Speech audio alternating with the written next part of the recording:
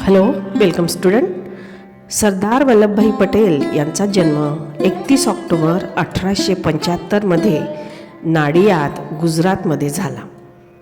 त्यांच्या वडिलांचे नाव झवेरभाई व आईचे नाव लाडबा असे होते. ते बॅरिस्टर म्हणजेच वकील होते. ते एकदा महात्मा गांधींच्या प्रभावाखाली आले व त्यांनी भारत छोडो आंदोलनात महत्त्वपूर्ण काम केले.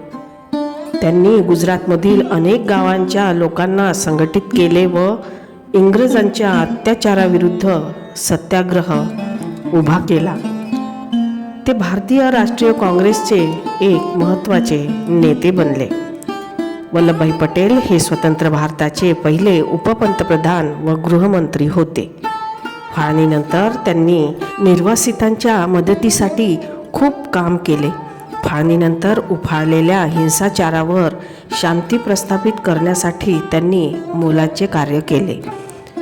मुत्सद्देगिरी, दृढ संकल्प व वेळ पडल्यास सैन्यबळ वापरून त्यांनी 565 संस्थानांना भारतात विलीन केले व अखंड भारताची एकता व अखंडता प्रस्थापित करण्याचे महान काम केले.